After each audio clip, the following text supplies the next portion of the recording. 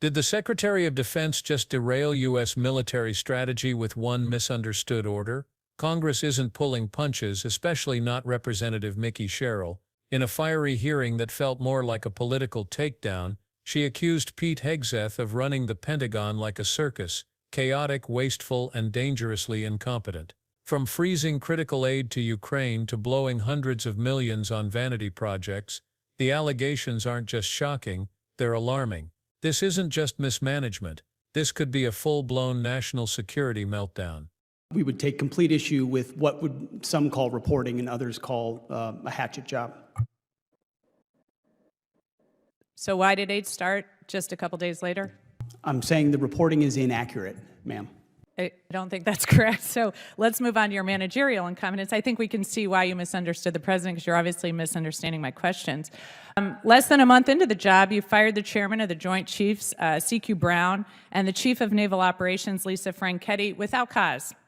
And to this day, you still have not provided an adequate explanation for removing them. As far as I can tell, you fired C.Q. Brown because he was black and Lisa Franchetti because she is a woman. So nearly 4 months later, we still don't have a new nominee for Chief of Naval Operations. News reports, and you can contest it, but I'd love to hear your answer, say that you haven't nominated someone because qualified admirals keep turning the position down.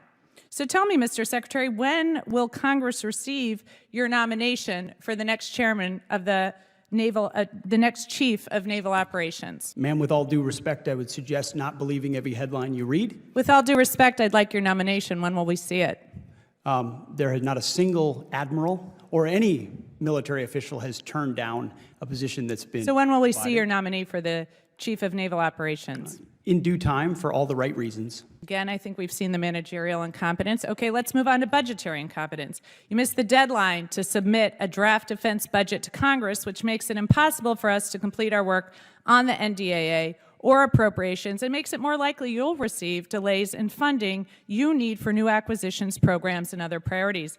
Additionally, you're blowing money on poorly conceived operations and vanity projects for President Trump. Retrofitting the Qatari jet to serve as Air Force One will cost about $400 million. The parade in D.C. this weekend will cost upwards of $40 million. Your bombing campaign in Yemen cost about $1 billion, and a week later they were having missile strikes in Israel. Your operations in L.A. will cost tens of millions of dollars, and you claim to be cutting costs at the Pentagon, but all I see are wasted dollars better spent addressing our most pressing threats like China. So, Mr. Secretary, what priorities have you cut funding for to pay for these projects? Ma'am, I would just say your list left off securing the southern border. So, Mr. Secretary, what priorities have you cut funding for to pay for these projects? We make trade-offs every day, and I would imagine what we want to spend on is quite different than what the previous administration did. Well, I think we the made American those changes quickly, and they're reflected in this budget, and we're very proud of them. I think the American people can see why I'm so concerned about this incompetence. Thank you, and I yield back. Gentlelady yields back. Chair, and I recognize the gentleman from Florida, Mr. Mills. Thank you. Yield back my time. Gentleman's time's expired. Chair, and I recognize the gentlelady from New Hampshire, Ms. Goodlander. Thank you, Mr. Chairman. And now everyone's asking the same thing. How much longer can this chaos go unchecked? From the moment the hearing started, it was clear something big was about to unfold. Representative Sherrill wasn't there to mince words or exchange pleasantries. She came prepared with facts, figures, and a tone that said, "Enough is enough." Her opening remarks hit like a wrecking ball. No vague complaints, no political theater, just a direct accusation: the Pentagon under Hegseth has become a dysfunctional mess. And then it got worse. She laid out the charges one by one: operational failure, managerial incompetence, and complete budgetary mismanagement, one after the other. No fluff, no filter, just a brutal list of everything that's gone wrong since Hegseth took charge. First, she tackled the operational chaos, and it started with one of the most dangerous missteps in recent memory: freezing military aid to Ukraine. According to multiple reports, Hegseth misunderstood a directive from President Trump during a National Security Council meeting and abruptly halted the aid. Not delayed, not paused, just flat out stopped it. At a time when Ukrainian forces were on the front lines fighting for survival, Hegseth apparently turned the equipment around mid-flight. Now think about that. You're the Secretary of Defense. You're in a room full of intelligence experts, military advisors, and national security leaders, and you get the most important order of the week completely wrong. That's not just a mistake, that's geopolitical malpractice. And it wasn't just a temporary glitch. That delay cost the United States millions of dollars and left our allies vulnerable at the worst possible moment, all because Hegseth didn't ask for clarification. In Sherrill's words, this wasn't a fluke. It was a symptom of a much bigger problem, a complete lack of operational leadership at the top. Hegseth tried to deny it, of course. He blamed the media. He said the reporting was a hatchet job. But here's the problem.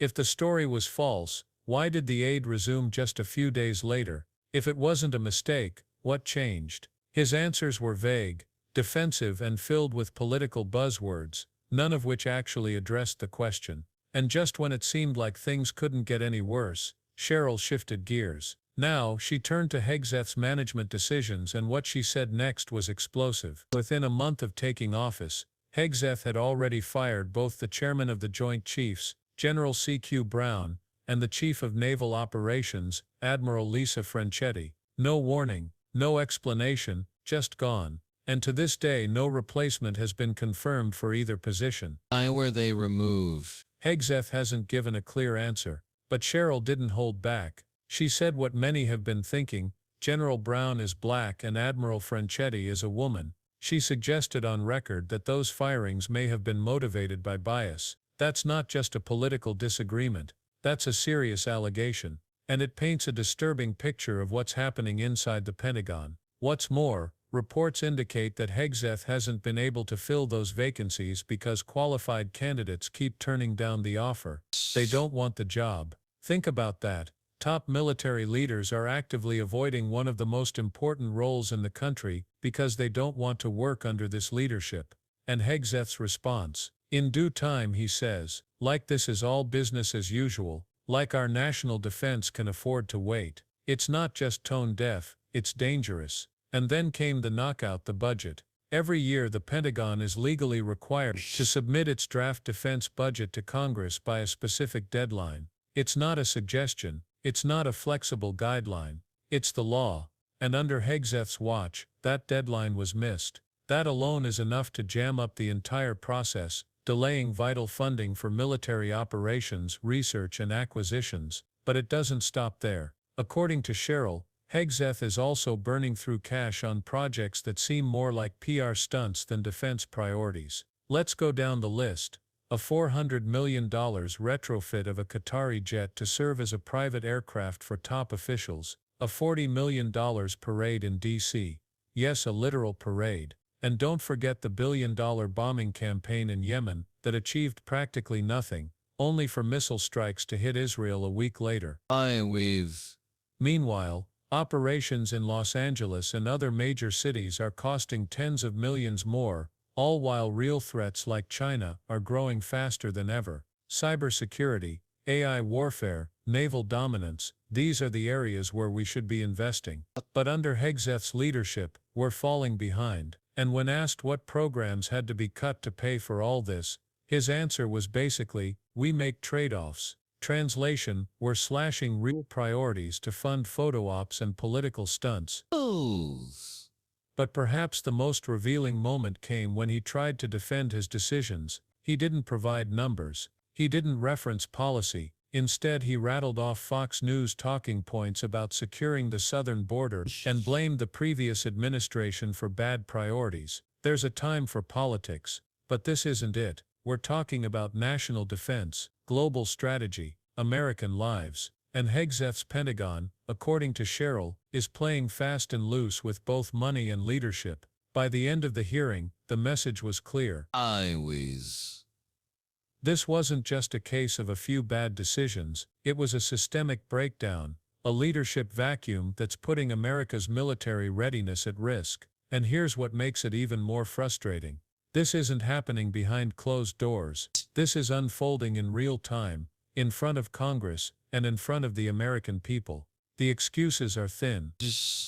The answers are dodged, and the consequences are piling up. The Department of Defense is not a reality show. It's not a campaign stage. It's the backbone of American power. And if the person in charge can't manage orders, personnel, or even a budget deadline, then we're not just in trouble, we're headed for disaster. At a time when the world is more volatile than ever, America needs clear-eyed leadership at the top of its military, not chaos, not spin. Not spin, not vanity projects. So, the real question is this: how much longer are we going to tolerate incompetence dressed up as strategy? What will it take for accountability to finally catch up? And when it does, will it be too late? If you found this video eye-opening, make sure to subscribe and hit that bell icon, because what we're covering next dives even deeper into the political battles shaping America's future defense strategy. Let us know in the comments what you think. Should Congress step in, or is this just another partisan mess? We'll be reading every word.